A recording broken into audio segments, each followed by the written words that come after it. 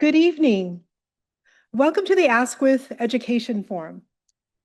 The forum brings together leading thinkers and practitioners to discuss pressing issues in education. It is such a pleasure to be here with you tonight. My name is Laura Liptrap, and I'm an alumna of Harvard Kennedy School, and now a student at Harvard Graduate School of Education in the Education, Policy, and Analysis program. I also have the privilege of serving as co-president of the Ed School's Law Society. We are honored to welcome Justice Breyer tonight because education, law, and democracy are deeply connected.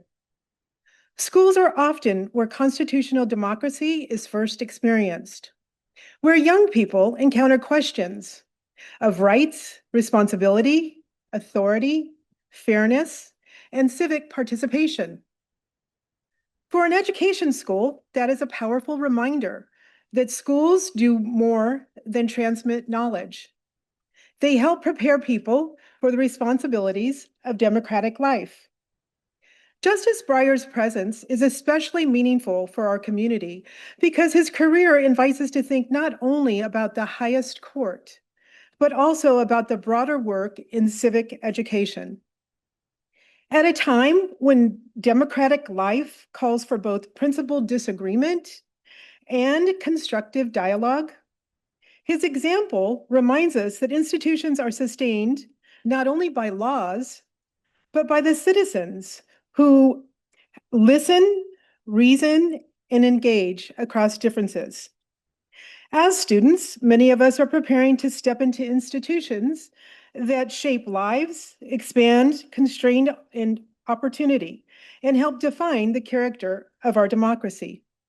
And so tonight is not only an opportunity to hear from a distinguished public servant, Justice Stephen Breyer, but also a moment to reflect on the kind of leaders we hope to become, the kind of society we hope to help build.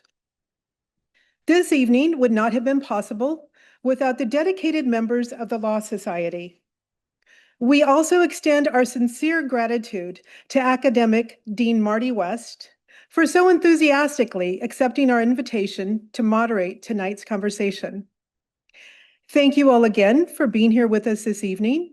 It's truly an honor to open up this conversation by first introducing Dean Noni Lissow. Dean Lissow is the Roy E. Larson Professor of Education and Human Development and has been a member of the Harvard Graduate School of Education community since 2003. She is the school's 13th dean, and her career has been devoted to improving learning opportunities and literacy outcomes for children and youth. Please join me in welcoming Dean Noni Lissow.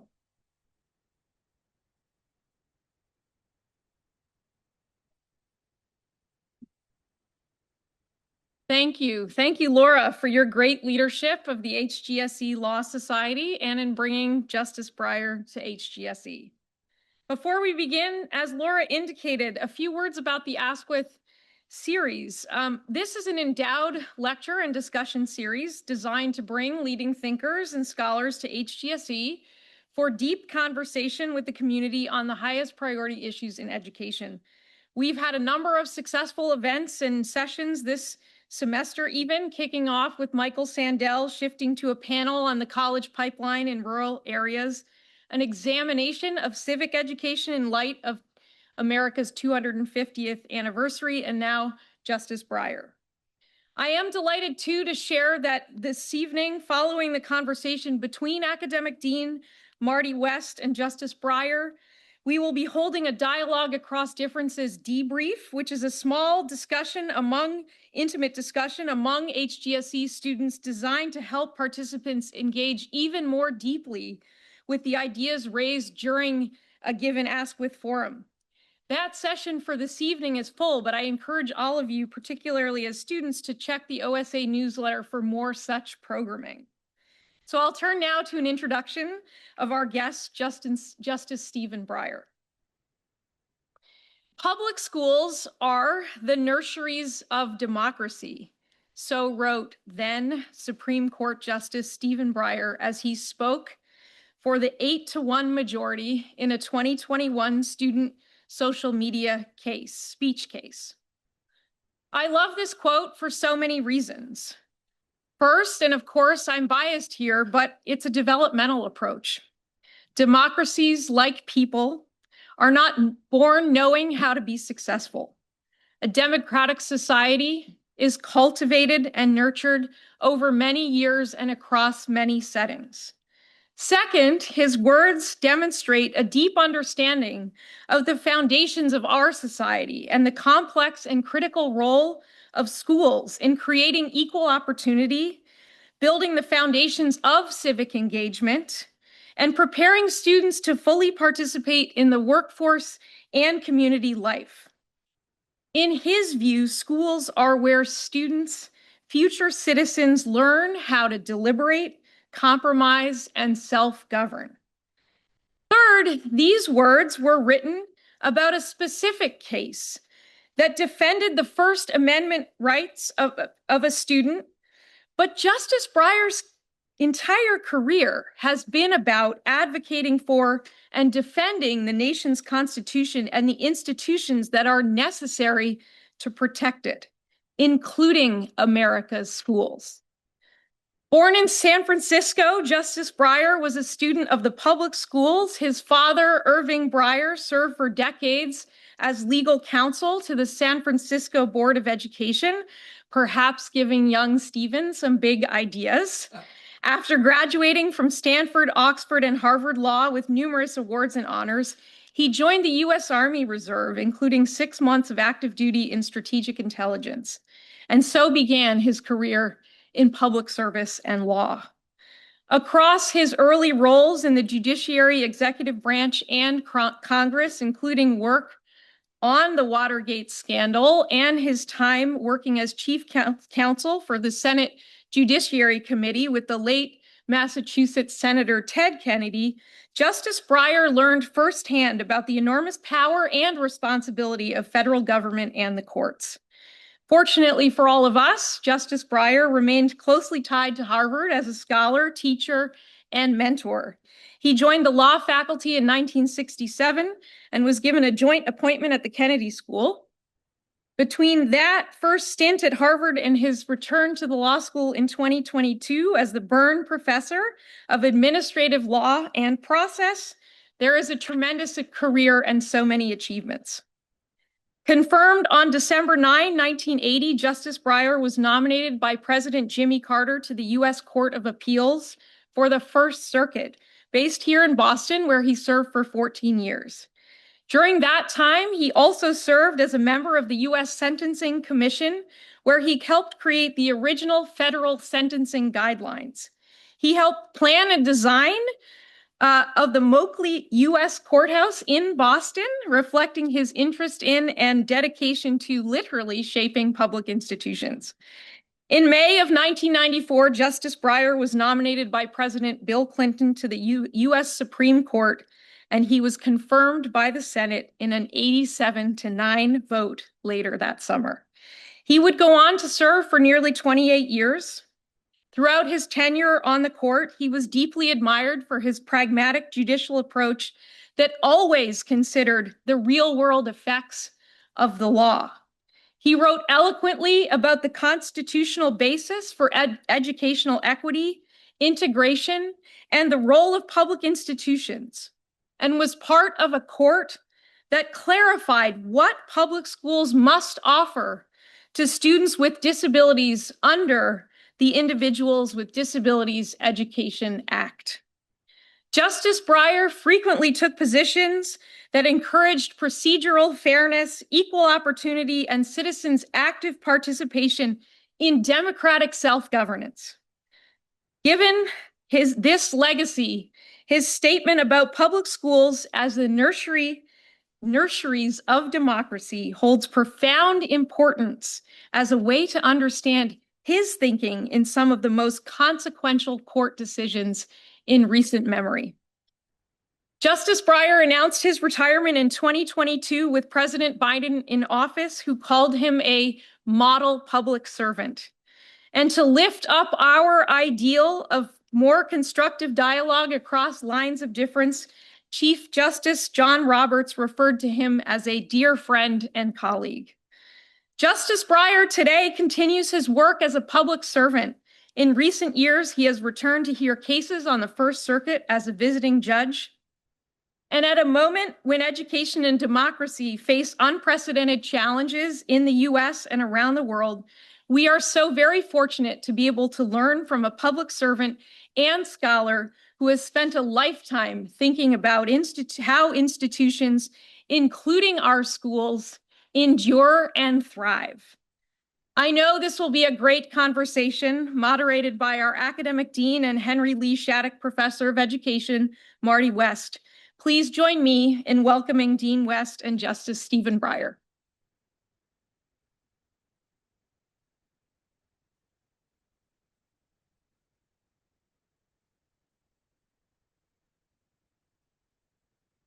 Wow. Justice Breyer, thank you so much for joining us tonight. I've taught cases that you participated in and opinions you authored as a Supreme Court Justice for nearly 15 years here at HGSE. I even titled a book I edited, From Schoolhouse to Courthouse, after a phrase in one of those opinions. So it's truly an honor to be able to have a conversation with you tonight.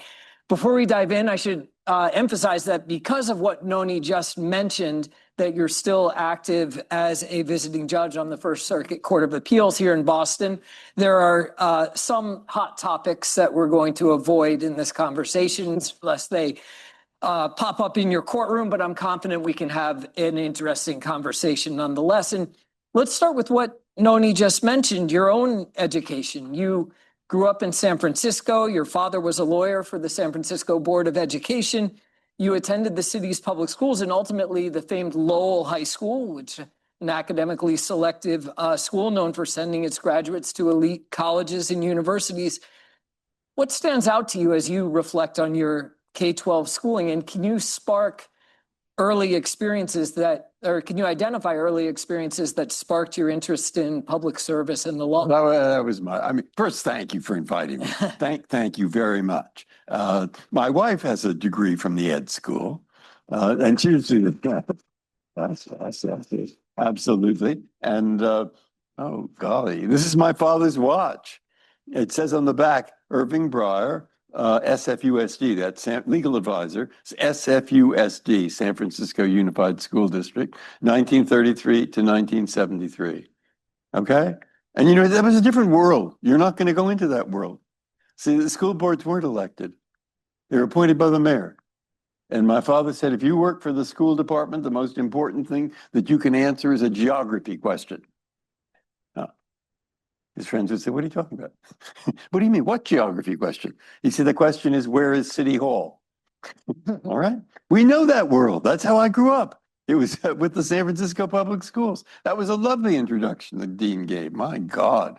I mean, that really was nice. And the introducer to the introducer told you everything I was going to tell you. I mean, that was very, very nice. So San Francisco, just after World War II, different world. But things I learned, I don't know, my father would not have left the city, even if they'd given him a free house in Hillsborough, which was very grand at that time. No, part of the community. That was his view. You're part of the community. You were a San Franciscan. And that means a lot of different things. And my mother, women in those days didn't really have that many jobs. There were some, but not too many. And so she worked for the United Nations organization, whatever it was, and the League of Women Voters and some political candidates but Lowell, Grant before. You know what you learn? You learn to read, okay? And you can talk about politics all you want, but I mean, if that kid doesn't know how to read, he's going to be in trouble. Okay, you're going to see that he does, and I can't think of anything more important, really.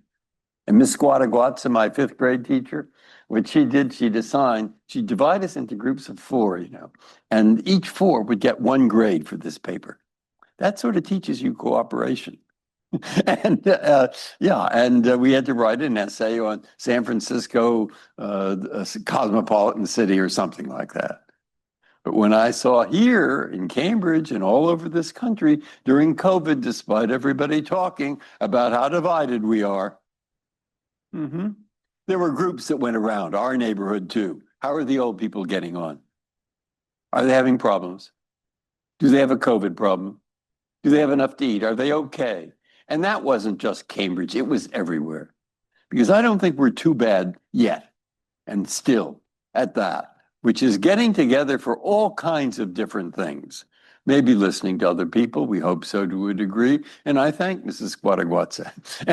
And I thank Mrs. Chichester, who was in the 7th grade. And I like talking to the 7th grade students. And she told us that what you should have in a newspaper is in the first paragraph. I mention this because it's a pet gripe. In the first paragraph, you say who, what, when, where, why, and sometimes how. You can't get that till page 23 in the New York Times now. But nonetheless, it wasn't so bad growing up then. And I remember my father, oh, you're going to get me going here. I remember him taking me down to the Opera House. You know why? Because at that Opera House, as he'd point out, they were creating the United Nations. That was right after World War II. And he'd say, he knew who the people were, some of them. And he said, there's Carlos P. Romulo, Philippines. First president of the General Assembly. And what was it we were learning people were trying to get together on at that time? Democracy. And it wasn't just us.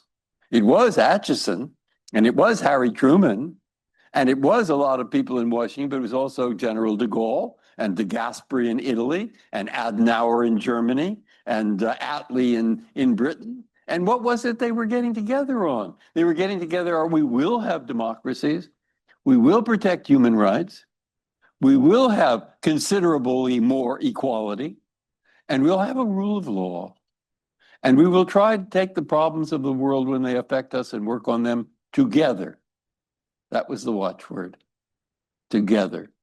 And maybe we'll have some free trade too, and the goods price will fall. And you see, all that's embedded in me. And it hasn't changed. And what you've learned in this and other things will be, that'll be embedded in you and the next generation through you and the generation after that. So how can I, my dad was teaching about school law, which was being invented at that time. Those are the days when they were trying out integration, which was working in some places and maybe they wouldn't do it in others. Long story there. And he taught this school law at the University of San Francisco across the street from where we lived. I used to go to Lowell High School. It was just across USF, University of San Francisco, walk across. The basketball pavilion was here. And I'd stop off to watch the player. You know, it was Bill Russell. Okay, if you know that, those were a long days ago. Okay, I could go on forever and I'll stop. Well, there was one aspect of your upbringing that I learned about that I hadn't known before, and that's that you were active in the Boy Scouts outside of school and even had the distinction of becoming an Eagle Scout. So which are you more proud of? Eagle Scout or Supreme Court Justice? No, Eagle Scout, obviously. But no, it was fun. The Boy Scouts were fun. And we'd go over to the Boy Scout camp, Camp Royale up at the Russian River in the summer. Beautiful, great. We'd go on hikes and we learned how to not cook too well, but cook a little bit. And that is useful. And we'd meet in the basement of the Calvary Church over at Fillmore Street and Jackson, I think. It was great fun. It was fun, interesting. And that's I remember, I could remember my 6th grade friends better than I can remember some I met in college and so forth. That's life. That's what it is. And same values. There we are. We pass them on. We try. Now, I was curious. What? I was curious about how the kinds of experiences you just mentioned may have affected your thinking as a judge in cases involving public education. So I have this very talented new research assistant named Claude, and I asked him to investigate. I don't know how to work that. I mean, what you have to do is have grandchildren. Then you ask your grandchildren to show you how to. Claude came back to me with the following theory that I'd love to run by you. Here it goes. This is from him. The son of a school board lawyer who attended a demanding public school will tend to see school officials as serious public servants doing a difficult job, not as villains. Breyer's opinions often show that reflex of institutional respect mixed with case-by-case pragmatism. He often gives substantial deference to school officials and education policymakers, especially when judgment calls are fact-intensive, local, or involve safety or administration. Is that a fair assessment of Yep. your?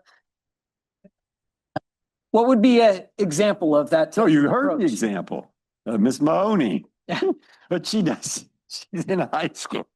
And well, it's a few vulgar words in this, but nonetheless, she goes out. See, she wants to be a cheerleader. So the coach says, okay, you can be the cheerleader next year in the first cheerleading team, whatever. And then he doesn't do it. So she's really angry. So she goes to her favorite pumpkin flavored latte shop, which is somewhere near the school. And she sends to her 432 closest friends a message which says, fuck the school, etc. You get the idea. Okay. Yeah, so this is Mahanoy, right? Yes. For VBL. Yeah, Okay. yeah, So it's okay. one of the last. Well, opinions but you you see, looked up. it's quite interesting for this reason legally. I'm sorry, legally, it's quite interesting because look, she sent this message out. They found out in the school and they tried to punish her by keeping her off the team an extra year or something like that. And she got annoyed and her mother sued them.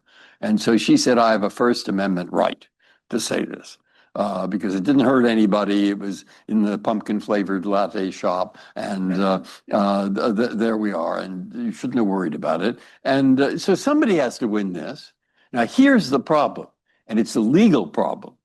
It's a legal problem that occurs in only a certain number of cases, not too many cases. But I was delighted to hear her quote that. Why? Because it means that I may have helped to solve the problem. Not totally. This is the problem. That you have this First Amendment, which we can talk about later if you want, but you have the First Amendment, free speech, etc. Now, there are all kinds of rules and theories and approaches and norms and so forth in this area legally. All right. Now, do exactly those same things apply to a school? No. The school has greater power to keep these kids in order. You say, because they have to learn something, you know. And maybe we want to have a class that is teaching people Spanish instead of just hearing their political views. So they have to be able to control this class. But wait, this wasn't in class. This was outside of class. This was at the latte shop. Okay, so what about that? Oh, sometimes yes, sometimes no. Why sometimes yes, sometimes no? Well, suppose they're in a field trip. Mm-hmm. Suppose that it's a letter from the student or an email or whatever you have now, bullying somebody. Suppose it's threatening to hurt the teacher. Gosh, I mean, there are a lot of things you think maybe the school should be involved in this. All right, so you have a problem. And I thought, and the court held 8-1, that this enthusiast for the cheerleading has a right to say these vulgar things if she wants to, because it didn't really affect the school in any way. Okay, so we're saying the First Amendment prevails here, but not always, just because they're outside the school. So when? You think I know the answer to that? I don't have a list of when. I mean, the briefs have lots of things in them which one side says, yes, you should be able to control, and the other side. So I pointed out, because if you just say she has a right to speak, then it's going to be taken, that opinion, as if that right is absolute. And if you say, no, it isn't absolute, then what? Then they want a list. But I don't have the list. I don't know everything that possible. So what do I do? And at that, do you see the problem?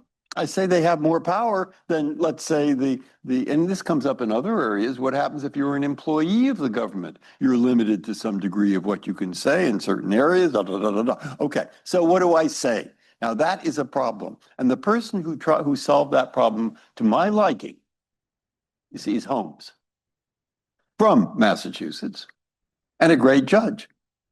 And one of the reasons, it's amazing that the dean brought this up. I mean, one of the reasons that I admire Holmes, and a lot of people do, is in a very difficult case that has the kind of problem that I have. I can't make a list, and I don't want to say yes, and I don't want to say no. You could go to the common law system and just not say anything, but then everybody gets angry at you.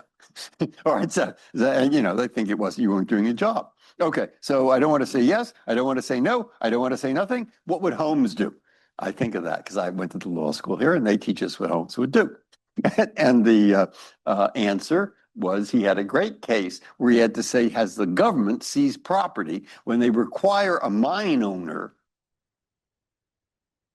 to keep pillars of coal in the mine? And he writes, well, it depends on how big the pillar is. I mean, whether they've taken it and have to give compensation or not. So well, the government can do this, but it can't go too far without compensating. I like that. Not for every case, but for some cases, you see, they can't go too far because you say, what's too far? And the answer is, he didn't tell us. And why didn't he tell us? Probably because he doesn't know. You see?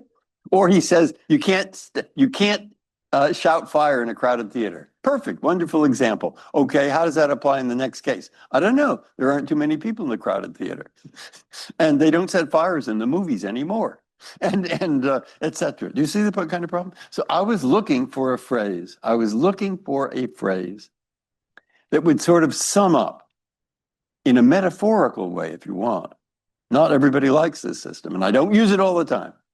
Really, but I wanted a phrase that would sort of get people thinking, get the teachers thinking, get the students thinking about how do we look at this First Amendment and how do we look at it as applied to school. And I found the phrase, you know where I found we found it and modified it.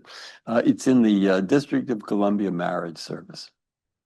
It says, marriage is the nursery of heaven. That's a good one. So I put that in the opinion. And it's true. You see, everything you say, how was I brought up? You now understand how I was brought up. That's pretty much within me. You say, the public schools are the nurseries of our democracy. And that she said that, that suggests that I succeeded with that phrase. Tells us something about the Supreme Court's role as a civic educator itself. I hope so. But we don't always know. You see, you're sort of out there trying to, you hope you're helping, and you can't be sure. And that's so typical. I mean, I think it fits in. Of course, my background was the San Francisco School Department and so forth and so on. But you see, you try to help. You try to do your best. You'll never be certain. You'll never be certain. Have you succeeded with this person or that one or the other one? And you just have to just do your best.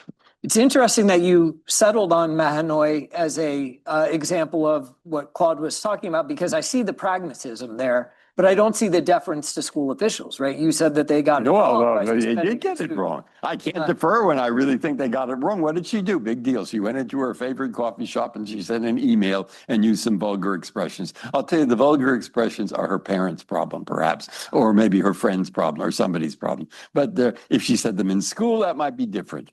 But let me put you on the pragmatism, because I worry a little bit that that educators may want a clear, bright line rule from the court. Of course they want it. Of course they want it. Then they can blame somebody else.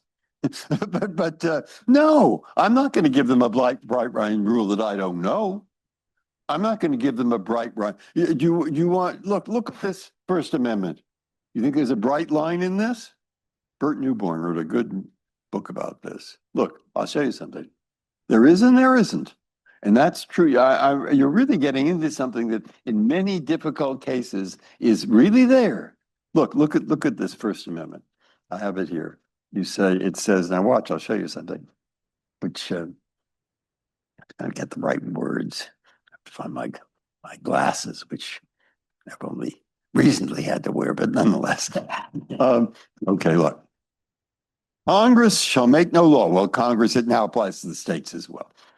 Shall make no law respecting an establishment of religion or prohibiting the free exercise thereof, or abridging the freedom of speech, or of the press, or the right of the people peaceably to assemble and to petition the government for a redress of grievances. That's the First Amendment. Now let's think about this. We have to make a certain leap, which is partly justified. Yes, I read a thing of Jefferson which suggests this leap is justified. That if you go back to 18th century, you will find that discussions about politics, discussions about government are far probably more closely related to religion than they are 200 years later.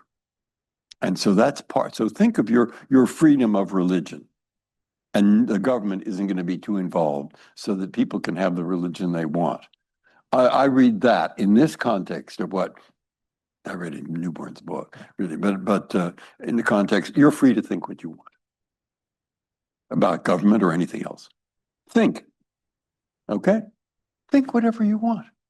And if I read that first thing about religion is encouraging that, I go to the second and say, or prohibiting the free exercise thereof. Let's see, that's about free speech.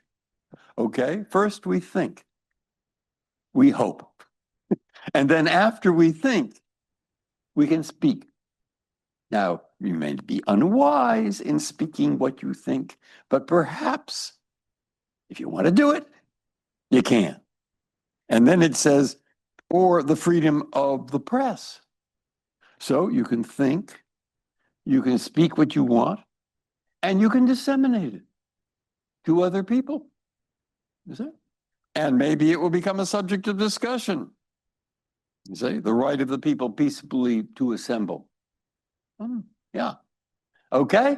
They're assembling and they're discussing these, what Holmes called the marketplace of ideas, including the one you decided to speak about that you had thought earlier and disseminated through the press. And then it says at the end, and to petition the government for redress of grievances. So there we have the discussion of the disseminated idea, which you spoke about and had initially thought about, you say? And that, what is that? That's the development of public opinion in a democracy. That's the way in which you can have a democracy, even though there are 340 million people here and only 536 actually have the power to turn something into law. But they can listen to, find out about in the petitions, phone calls, that you used to tell them about the public opinion, one way or the other, about the ideas that you had and that you disseminated after speaking about them and thinking about them. A little roadmap here, a transmission.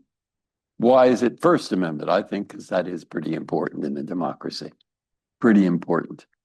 And so that, you see, I'm supposed to say, look, that's pretty vague what I told you. Yeah. And that's how it's written. And why is it written so vaguely? Because there is a suspicion that you can't always have bright line rules. Sure, people like them, maybe, if they favor them, but you're supposed to think, and you can't always use a bright line. And the person who said that, 1584, you know who said it in 1584? Montaigne. He said it in France.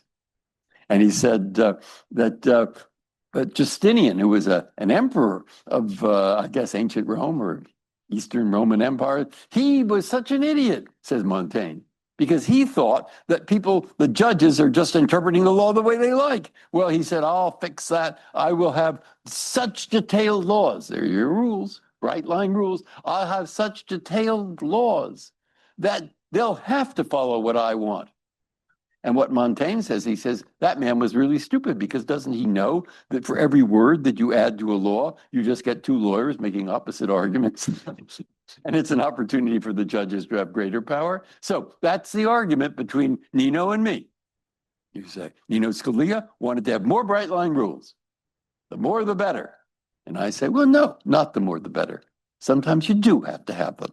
Say procedural, for example, it wouldn't work without bright line rules. But not too much, not too much. And what Montaigne says, he says, I'd prefer to live in a country with no laws than a country that has too many, like France. And what he wanted is approaches. Well, that reminds me of a quote from another decision opinion you wrote in a speech case in Morse v. Frederick. So this was a case involving a 14-foot banner at a school-sponsored event in Anchorage, Alaska. What was it? Long Hits for Jesus was what was on the Something banner. to do with marijuana, we suspect. principal suspended the student, had him take down the banner, and the student sued, not just claiming that his First Amendment rights had been violated, but that the principal should be held financially liable for having knowingly violated his rights. The conservatives on the court decided to side with the principal and say that the threat of drug-related speech is so severe that schools must be able to regulate it.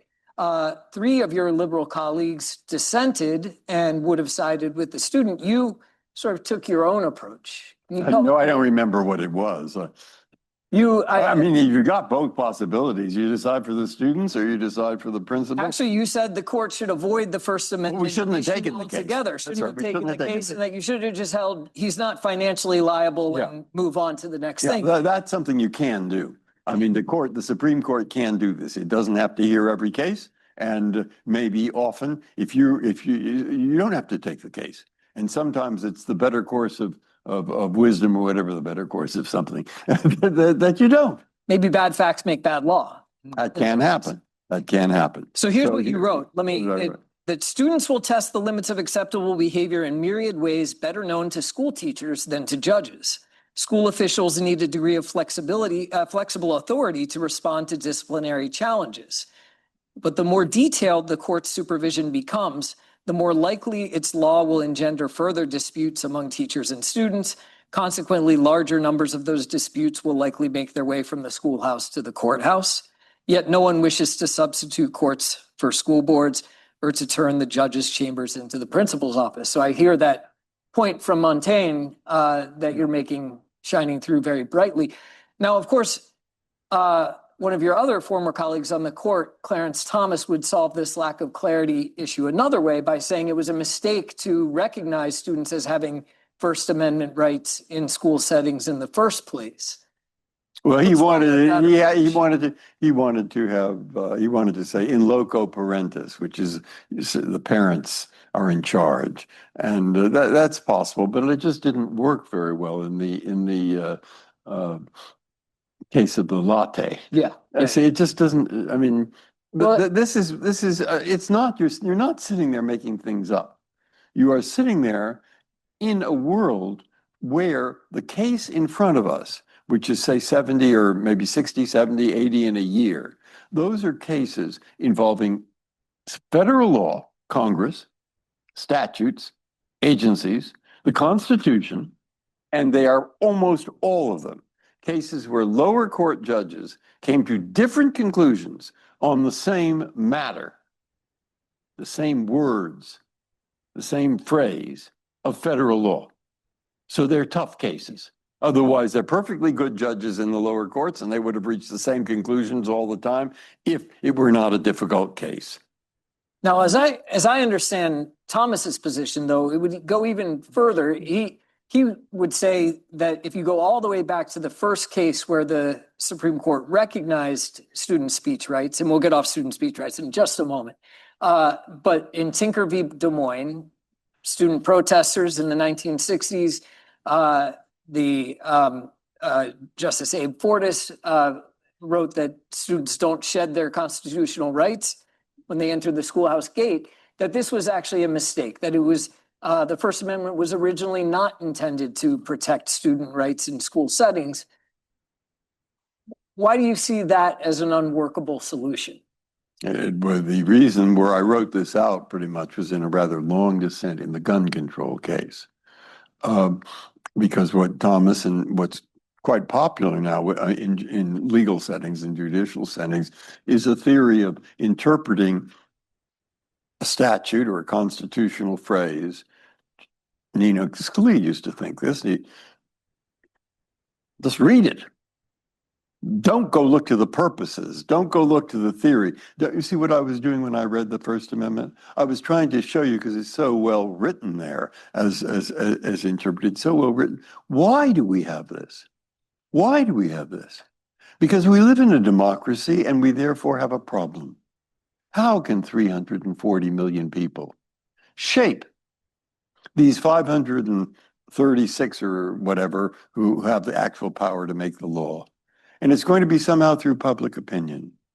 And when we are interpreting cases that interpret these phrases, let's look back and see what the point is. Let's look back and see why there is this statute. Let's see why there is this constitutional phrase. Let's see what the consequences in terms of that purpose will be if we decide this way or we decide that way. Well, I think that's inevitable. It's a little vague. And Justice Scalia, for his point of view, he says, no, if you just look at the words, just look at the words. And if it's something like what you were talking about, which is, or the gun control case, let's go back and look at what they thought in 1789. What do you mean? Maybe they didn't think about, well, what would a person born then, or 20 years old then, think these words meant? Then we'll get certainty. And certainty will be great because it'll be the same law everywhere in the country. And moreover, it'll be great because it'll be much easier to do. And moreover, it'll be great because the judges will not interpret laws and constitutional phrases to mean what they think is good. Rather, they will follow the law. Now, those three things I just said, 3 or 4, sound great. And when we would debate, because we were good friends, and we would debate in front of classes like in Lubbock, Texas, there were a lot of people there. It was a football stadium. I think they thought there was going to be a football game, but there were a lot of students there. And so we debated this and discuss it. And I'd say, well, you're going to just take a statute and read it literally. Okay. You talked about, or the dean talked about the education case. In that case, you know, if you have a handicapped child, a disabled child, the school board has to deal with that and help them in special ways. And if you think they're not doing a good enough job, you could bring a lawsuit. And if you bring that lawsuit and you win, they have to change how they're doing it. And also, you get the statute says, costs. Well, the case also involved, what are those? The woman who won, she won for her, I think it was her daughter. She won, okay? But she wanted $29,000 to pay the educational expert who testified in her favor and she'd hired, okay? Is costs include that? Or are costs just legal costs, lawyers' fees, or maybe just the filing fees in the court? Which is it? So I say, Nino, I'll tell you how we're going to find out on your theory. We read that word. You know what the word was? Costs. Oh, you want me to read it more carefully? Okay. Costs. I'll read it really 3 times. Costs. I say, you think that's going to tell us the answer? And so I have a lot of examples like that where I differ on that. But do you see what's happening? And I don't want it to go too far in the direction of absolute rules, but I don't want the judges to make up whatever they think is good either. And so I will say, you know, on your theory, Nino, or think of the abortion case. I was in dissent on that. But think of that. You've overturned what was well-established precedent, 50 years old to 40 years old. Huh, why? Because they didn't use your theory of looking at those words carefully? No, you better not say that because very few use that theory, very few cases going back to 1789, all right?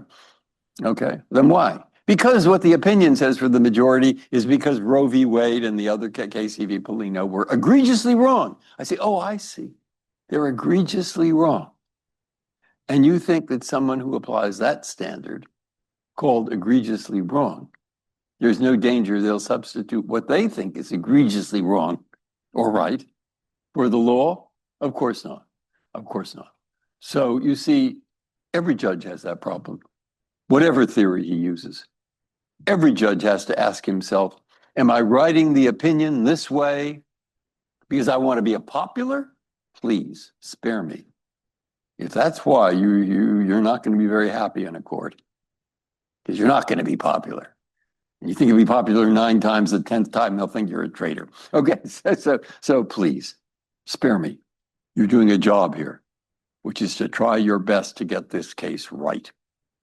And so whether you follow the textualism, originalism, look to purposes, whatever they are, You better do your best to do that and not just take what you think is good.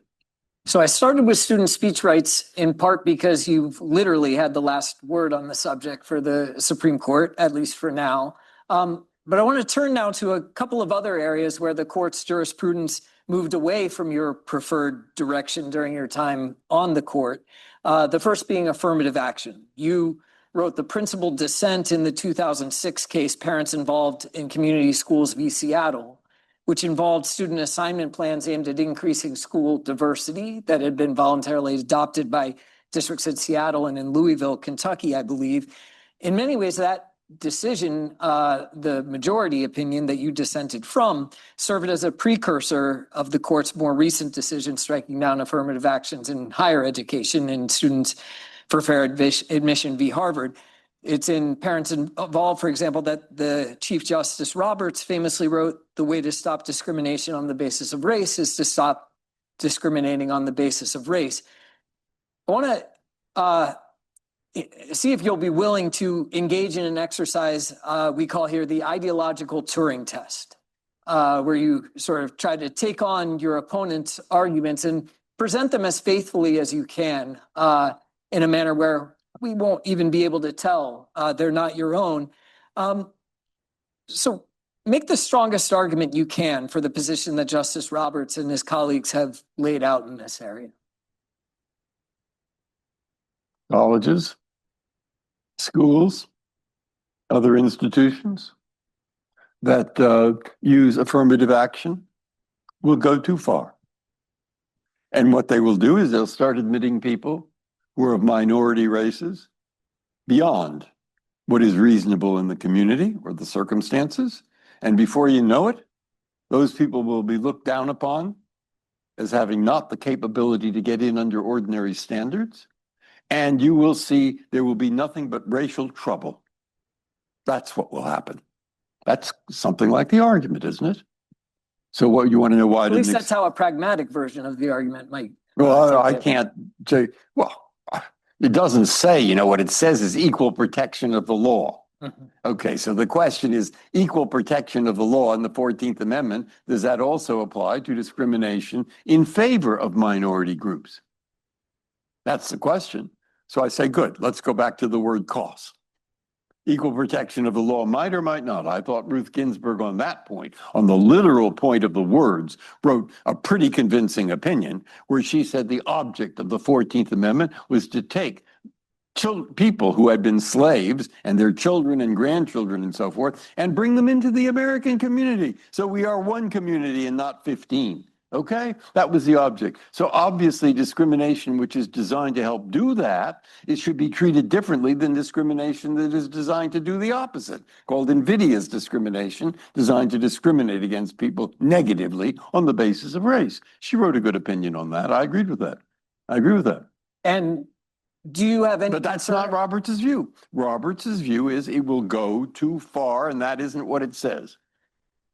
Do you have any concerns about our ability, or the ability of judges rather, to always be able to distinguish well between invidious and... They can't always distinguish well. That's the problem with leaving something up to the courts. They will not always distinguish well. And so what I believed we should do, can I say that? Sure. I wrote in an opinion that Sandra O'Connor wrote in Gratz and what's the other one? Grutinger, which came out of, was it Wisconsin or? Michigan. Michigan. The law school and the undergrad. Right, yep. right.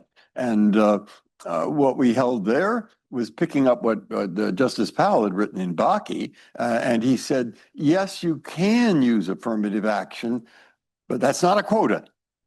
No quotas, and you cannot go too far. Oh, we're back to Holmes, aren't we? We cannot go too far. And Robert says, see? So I say, please, yeah, we have a problem here. It's called the problem that Tocqueville saw it. Tocqueville said, I can say what he said.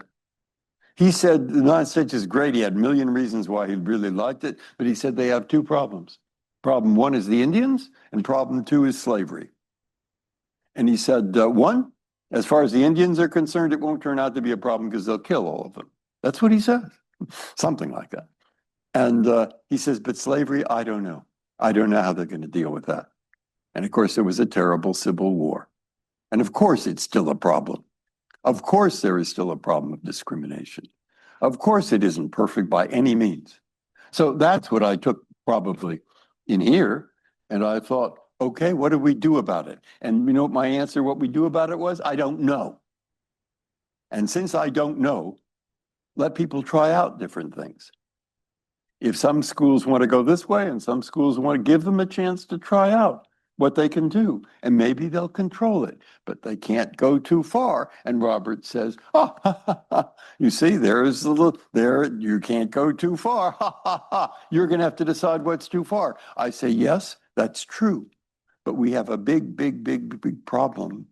And it will continue. It's gotten better, I think, over my lifetime. Certainly, I do remember when they decided Brown v. Board, but it's still there. And bringing people into this society of 340 million, where everybody thinks something different. My mother used to say that. She used to say, there is no view so crazy that there isn't somebody in this country who doesn't hold it. And she said, by the way, this is San Francisco, remember, 1950s. She said they all live in Los Angeles. But nonetheless, you see, and this is true. Now, you're picking some of the most difficult cases for the Supreme Court. I mean, usually they're easier than these. And so you've picked out, I mean, they're very good to pick out because they're not all like this. 40% of the time were unanimous about, and the 5-4s were about like 5, 10, 15%.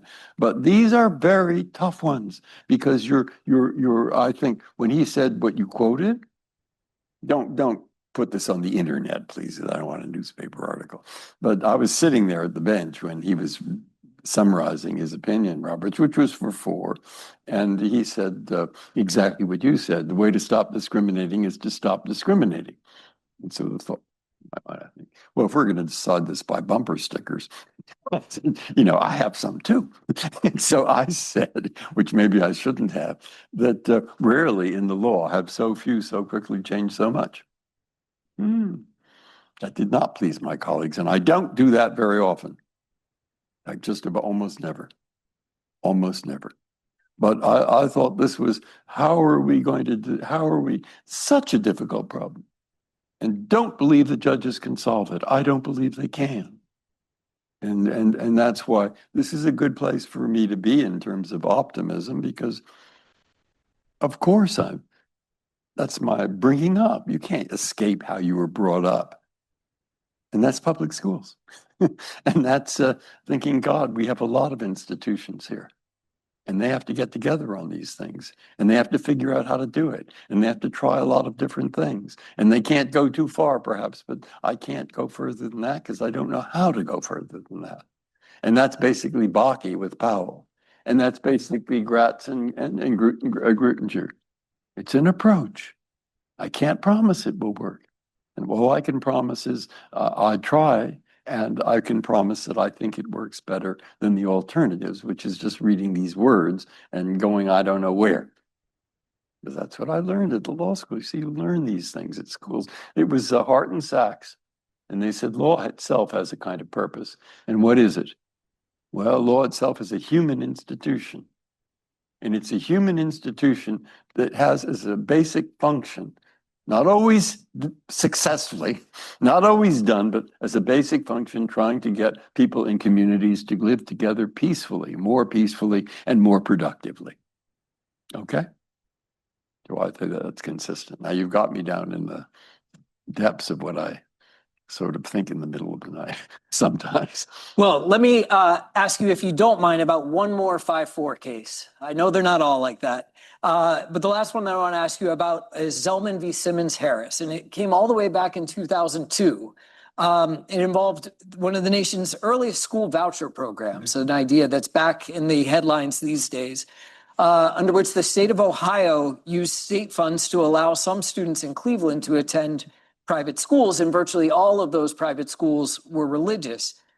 A majority on the court held that because the funds only reached religious schools indirectly via parents' choices, that this arrangement didn't violate the First Amendment's prohibition on the establishment of religion. Now you, and what I thought was very interesting in your opinion, you acknowledged that the voucher program was well-intentioned, that the families participating in it believed they were benefiting, but you ultimately dissented from the decision and wrote an opinion to, and this is a quote, emphasize the risk that publicly financed voucher programs pose in terms of religiously based social conflict. So here I saw you sort of as a justice weighing different kinds of competing considerations. In this case, individual families seeking better options for their children against more abstract but potentially very important concerns about the social fabric of the nation. Is that sort of what you were weighing in? I don't know how you found these cases. Yeah. I mean, yes, right. And you've also picked out cases where there was a degree of uncertainty. This one, there was a big degree of uncertainty. Yeah. In my mind. In my mind. Because the innovation was so novel? No, not because it was so novel, but because I saw West. Have you ever watched West Wing on television? Yeah. Yeah, I think it's pretty good. And the episode we saw, we hadn't seen it last night. They're having some big argument about this problem. And the person in the White House is the actor, but nonetheless, he says, but don't you see, look, rich people can go to private schools. And we have a lot of people going to religious schools, and there are a lot of poor people who want better schools. So give them some vouchers so they have the same opportunity others have, and so that we educate this country, and so that's our only hope. And I thought, yeah, that's right, that's right. But I'd had this experience, and it shows you, you pick out things where a person's experience does affect them. And I don't think you can escape your own experience. I'd had a case when I was on the First Circuit, and it was a religious school. And the Commonwealth of Massachusetts wanted to remove their certificate because they thought they were doing a very bad job. And they said to the inspector who came out, they said, God doesn't want you to come into our school. But what the inspector had were papers showing the geography teacher didn't know where Nicaragua was. And it was a problem. It was a problem. And eventually, I thought in favor of the public schools, okay? But that doesn't matter. What impressed me was the strength of feeling. The strength of feeling on the two sides, but particularly the religious side. It's very hard to compromise your religion. And so what I was afraid of in that case is once you start giving a lot of federal money to the parochial schools, there are many parochial schools of many different religions. And this one might say, well, why are you giving it to that one? Oh, no, you can give it to that one, but not that much. You only gave us this much. And then I see, you can imagine, expand on that and all kinds of stuff coming up. And then I believe the one thing, the religion clauses are very hard for me, at least, and for many others to interpret. But boy, I think they're there. Great book. You want a great book on that? Sure. Is written by Lord Radcliffe. A lecture at, I'll think of the name of it in a minute. Lecture at Northwestern, and the law and its compass. And what his theory is, he says all of our rights basically descend from the right to free religion. And why was that so important? In 1789, 1787, they saw what happened in 1630. They saw, as Montaigne's sitting there, whoever, they're fighting.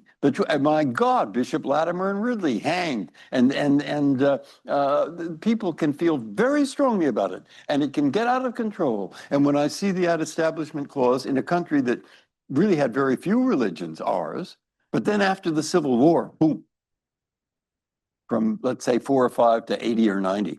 And my God, why did they put that in there first? Keep the passions under control here. Keep government from favoring one side or another. Keep the social fabric at work. Keep this together so they don't start. And that's why when we had 2 cases directly on this, one case was there was a judge in Kentucky, I think, who put the 10 Commandments up there. Yeah. And he put the 10 Commandments up there because he wanted to say the court shouldn't stop me from doing it. He knew perfectly well that's not a good reason. That's a religious-based reason. So I thought he couldn't do it. But we had a companion case where in Texas, the Ten Commandments were on a tablet and they were in the garden of the governor, and there were a bunch of monuments there. And was it the same thing? I thought, no, why not? Because the other monuments are all about the goals and values of the people of Texas. But this one, the Ten Commandments, was put up there by the Eagles, I think, or a Pacific group. And where did they get the money to put it up? From, I think, somebody like Cecil B. DeMille, who had just written a movie, Ten Commandments, and wanted to advertise the movie.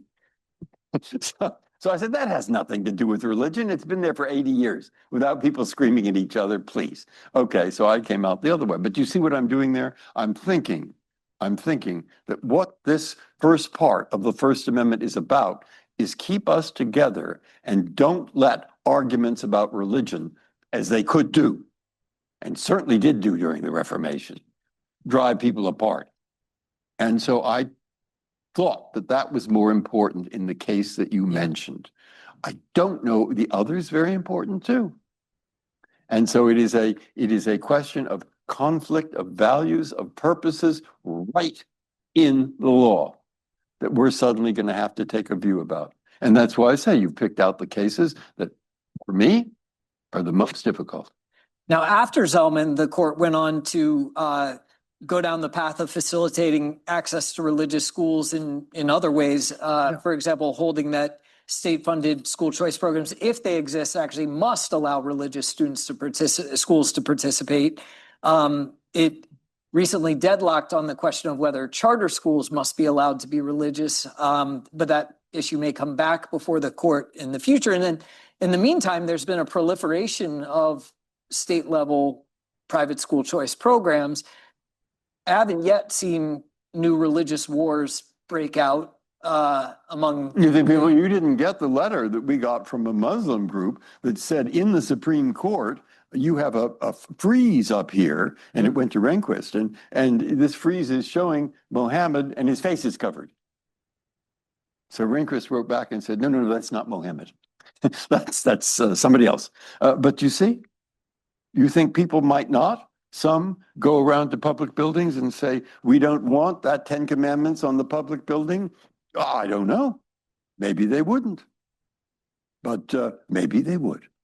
I'm just trying, all the best I can do in the cases that you've brought up, which are extremely difficult for me, is to try to show you how you work with value-infused principles to try to figure out the better answer to the case, knowing that maybe just what you suggested, maybe in 15 years you'll be proved wrong, maybe in 20 years. And that's what Clinton was talking about, I think, when he said, forget the applause.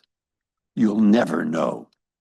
You'll never know whether this result that you've reached in this case is going to help or not. You try. You try. And I would only disagree with you if you think that isn't somewhat similar to teaching. I think it is. So in just a moment, I want to go to some questions that have been submitted by the audience. Yeah. But very briefly, I want to just ask you about a couple aspects related to civic education. The most basic level, what is the role of the Supreme Court and its justices as civic educators?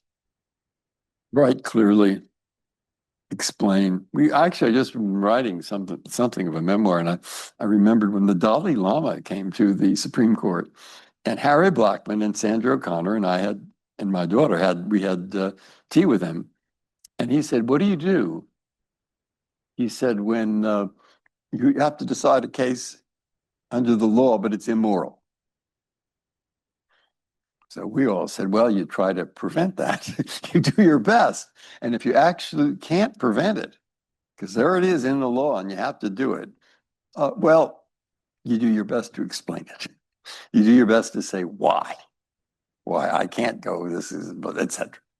And he sort of accepted that, but to a degree. And that's what you try to do. You see, that's the explain. And if it's going to be a case such as the ones you brought up, where you might get a big readership, it's outside the law, explain as clearly as you can.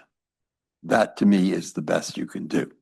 And that's why I say I'm so pleased when I heard this line of, public schools for the nurseries of democracy, because I thought that was an effort. That was an effort to shift the responsibility to the school teachers to try to make sensible balances of these values underlying that progression of the First Amendment with the need for discipline and for ordinary teaching in a school. Well, that segues into actually one of the questions that has been submitted, which may be about instances when the court hasn't been entirely successful in explaining clearly. When the court issues opinions that deeply impact the field of education, how should students engage with those opinions given their technical language that's geared towards those with knowledge of the law? Well, try not to. It isn't. Don't. I mean, the answer for a judge is you don't have to write. You do if you're going to write something about the civil procedure and removal to a federal court from a state court if it's a federal instance. And I don't know if but you see, very often, look, I'm going to use this as an excuse for telling you what I'd like to tell both seventh graders, high school students, and others. What is it we basically do? Because what you brought up, which is very important and interesting, are a few cases. What are they mostly like? What do appellate judges mostly do? Because I found such a good answer to that question, and I get it quite a lot, from in a French newspaper. A biology teacher is traveling from Nantes to Paris. And he has 20 live snails for his class. And he puts them in a basket. And then the conductor comes up after a while, looks in the basket and says, "Do you have a ticket for the snails?" He says, "What? A ticket for the snails? What are you talking about?" He says, "Well, look at the fare book. It says no animals on the train unless they're in a basket and a half-price ticket." So he says they're thinking of dogs or cats or maybe a rabbit. They're not thinking of snails. You think cockroaches or mosquitoes? I mean, it's ridiculous. Is a snail an animal? Okay, when I have the seventh graders, you talk to the seventh graders, they're all looking out the window. And I bring that up and suddenly they're back from the window. And I say, "Well, what do you think? Is the snail an animal? Does he have to pay or not?" Well, I don't have to say another word. They're all new. What about a mosquito? That's ridiculous. Oh, but is this mosquito an animal? Of course it is, you see. And that's what we do normally. Not about mosquitoes, by the way. But that's the kind of thing we're trying to do, okay? That's most of the cases. And some of them end up very borderline and very important, such as those you brought up. Now, one of your former clerks at the Supreme Court, Justin Driver, is now a faculty member at Yale Law School, and he's put forward a proposal that the Supreme Court's education cases, those we discussed tonight and some others, could form the backbone of a compelling civics curriculum for middle and high school students. What do you think of that idea? It's good. What I would think is that, we are in a sort of a period where people seem to be arguing quite a lot and disagreeing. And so I think in the longer run, the only possible solution was Sandra O'Connor thought, what Sonia Sotomayor thought, what Tony Kennedy, what everybody thinks on the court. You've got to restore, in many places it is restored, but 12th grade civics. That's what we used to have in the 12th grade or in the 8th grade or the 9th grade or whatever it is. We get in a bus, we go to Sacramento. There was a great ice cream place on the way. We'd go to the governor's office, we'd see the legislature in session, and we'd have Youth in Government Day, where everybody took on the position of somebody in San Francisco's government, so that the kids know by the time they graduate that they better participate in that government, that it's their government, and they better act and not just sit around. And they better know how it works. And I can't think of a better solution than that for a longer run, unless we come up with something better first. Good. In Massachusetts, we're trying 8th grade civics now. So really, we'll that's great. Goes. That's Yeah. good. That's good. But that's why we have iCivics. It was in 50,000 classrooms. There's the Annenberg Foundation. There's the Miller Foundation, trying to get one professor in every state, at least one college professor, to work out a curriculum. And There's the Constitution Center in Philadelphia. They're all over the place. Yeah. And that's very good. I think that's a very, very good sign. Yeah, our last Askwith Forum last week was really about civic education in Yeah. the context of the 250th. And an argument was put forward that we were in the midst of a renaissance of some kind in Good. terms of interest in civic education. So Good, good. 'Cause hopefully that's there's what reason I for can't think- optimism in that Yeah. regard. Yeah. So we have a lot of students who are interested in going into education policy and making change through that, thinking about the role of the law. What is one piece of advice you would give to folks dedicating their careers to education reform through the law? Should they focus on the courts, federal legislature, state legislatures, or others? It's hard. It's hard. I don't have a good answer to that. I mean, grew up in where the primary power was local, and I think it will remain local. So therefore, I think local. And what I think you can use the state school board, but they can't put too much pressure on the local school boards. And but to have a good curriculum, for example, you don't have to do much more except, well, why don't you adopt this? Yeah, and they might well. And so working on the curriculum for teaching these kids about and not getting involved in every minor disagreement, but rather they have to know. And you can get members of the Supreme Court, and I bet you could get senators and congressmen and maybe the president. Now they have what this thing is called screens. Okay, look at the screen where the senator says what he does every day. Go look at the screen where the Supreme Court justice or the congressman will respond to questions from a brought-in high school audience where they're talking. We did, Sandra and I, we did that with the Lowell High School and a school in Virginia, and they would be on the film, and we'd be there, and Tony Kennedy, and we'd answer questions about the Supreme Court. So there are dozens of ways, and iCivics does this through games, and there are dozens of ways of doing it. But I think ultimately it has to be convincing to the local school board.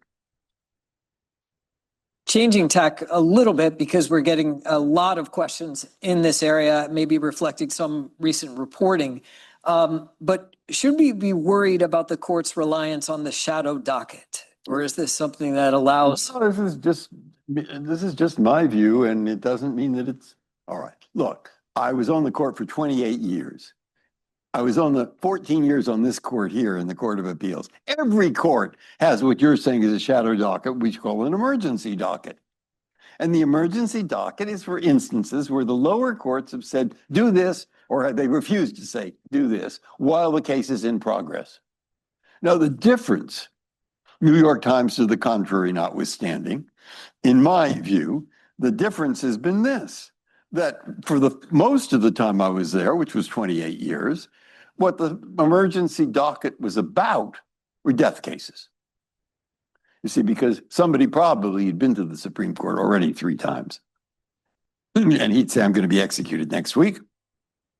Issue a stay so I can have my case heard again. We almost always say no, but not always. Not always, because they may be right. And then we'd issue a stay. And they were death cases, or sometimes they'd be a very important case about an election or an election rule, and we might issue the stay. Okay, so what I think has changed are the nature. What has changed? How do I put this? Where it was all death cases and a few election cases. What has happened, and it started with COVID, because you see, COVID involved people who were told to do something and they thought it was against their religion, some of them. And so there was a real conflict there. So we started getting some cases on COVID. And then we got some cases where the government of the United States was trying to change, in the views of the others, the nature of the constitutional relationship, say separation of powers between Congress and the president, or et cetera. And those are pretty important constitutional questions. So it's hardly surprising to me, where you have a government that wants to bring those up, that you have more cases on the emergency docket. Okay, that's what I think is going on.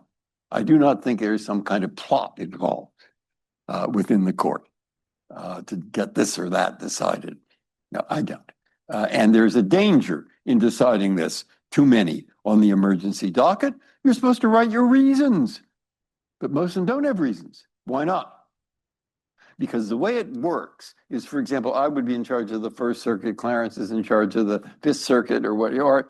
So cases come up from your circuit. Now, if there's something to it, you refer it to the whole court. And when it goes to the whole court, they write memos and they vote. And then Roberts is going to write the opinion, and he normally writes just what the result is: we issue a stay. Now, suppose he doesn't. Suppose he puts in a lot of reasoning, which is what you want. Ah, do you? Because if you get that reasoning, somebody else might write their reasoning, which might be different. And you might get 5 different opinions. And you might get all kinds of things. But what's most important about all those decisions being written at that stage is they get wedded into the position. Once you've written, you are wedded. Not 100%, but pretty much. And you haven't heard the arguments fully, and there haven't been the full briefing. And so let's not go too far too fast in giving reasons. And so both those things are in those emergency docket cases where there's a big issue. Now, that's what I think is going on. And I do not believe that the members of the Supreme Court, why would they? It was such a stupid waste of time. Are there to carry out some political agenda. They are more conservative, perhaps politically, than I was. I mean, I grew up in San Francisco. It wasn't totally radical at that time. The hippies hadn't come out. But I grew up in San Francisco. I went to Lowell High School. I went to Stanford. I've had the life I've had. And you try to escape your background, you can't totally. You can't. You can try to keep it down. But people, and I used to think how terrible that this court, when I'm so right all the time, seems to decide in other ways. And then I thought maybe it isn't such a bad thing in a country with 340 million. We're all thinking all kinds of stuff, that we have people on the court with basic different upbringings, with different views, perhaps, some more conservative, some more liberal. So I might not decide all these cases the way they're decided. Well, all right. But the people who are there, I think they're in good faith. I think there is politics involved in this sense. You don't get on the court without some groups thinking you'd be great, and often those are political groups and they try to convince the president. But once you're there and that robe goes on, you can never keep your background totally out of it, but you can try. And you're now a judge. And so act like one. And if you want not to do that, you're going to be sorry. I'll tell you, you'll be sorry. Because one day you will wake up and your life will be rather empty. And what you try to do is you try your best. And I think those 9 people there are trying their best. I really believe that. And they do not always decide things the way I would. So what? I mean, I think so what? It's important they should decide like me. But nonetheless. Let's go back for a moment to ways that the American public, students can engage more with the work of the courts, learn from it. We have a question about the role of technology in this. As technology develops, are there more effective ways for the top court in the land to help educate the public? There have been some changes in. They're going to have to learn technology from the people who know it, namely their grandchildren, or they're going to have to learn technology from the people. No, they're not going to learn it from me. So I think when people ask me sometimes, what's the case you're most pleased about that I wrote? I'd say Google versus Oracle. Why? That was going to be the next question, by the way. Oh, which opinion are you most proud of? That's the most. Why? Because when I started with that case, it was about copyright and copyright protection of a portion of a computer language that was used for, the language was Java. When I went into that case, I thought Java was an island. I mean, I didn't, okay, there we are. And it took 2 years, and it took really a lot of educating, and we got a unanimous opinion finally. And it makes a difference in terms of price, probably that opinion. But regardless of the outcome, I was interested in what the community of people who know about it thought of the opinion, because I knew they'd write about it. I don't normally look at that, but I did look in that instance, and they thought we understood it. And that's all I want. And so I can, with education, through briefs, and sometimes the library can get involved, and my law clerk can help, and others. Education, for me, that you can do as a judge. But I'm not going to be able to teach other people technology. There are 3 books being written on that, on AI, by the way, by 3 professors at Harvard Law School, so I'll maybe read them. I said, maybe, I think I will. Let's close by turning to one aspect of civic education that we've been focusing on as a community here at HGSE, which is the value of dialogue across difference. The idea that education should equip students not only to express their own ideas clearly, but also to engage others' ideas with curiosity, rigor, and care. I think that at its best, at least, the Supreme Court serves as a model for exactly this kind of rigorous and respectful dialogue. For example, through the famous friendship between Antonin Scalia and Ruth Bader Ginsburg that persisted despite their ideological differences. Having experienced that environment of the court firsthand, what advice do you have for the rest of us about fostering constructive dialogue? I don't know. I mean, the court, fine. But where I learned something about that was working for Senator Kennedy. I worked for him for 4 years. And what would he tell his staff? And what he told his staff, he said, first of all, don't try to get credit all the time. And he said, credit is a weapon. If you succeed at getting something through or stopping what we think should be stopped, if you succeed, there'll be plenty of credit to go around. And if you fail, who wants the credit? But he'd say, here's what you do. When we're trying to get somewhere and we have a big opposition, what you do is find someone whom you like, you respect their intelligence, you think they're intelligent, and you think that they absolutely disagree with you. Fine. Go talk to them. Oh, wait. Don't talk too much. Listen. And if you listen long enough, very often, not always, but very often, they will say something that you genuinely agree with. And when they do, you say, what a good idea you have. Okay?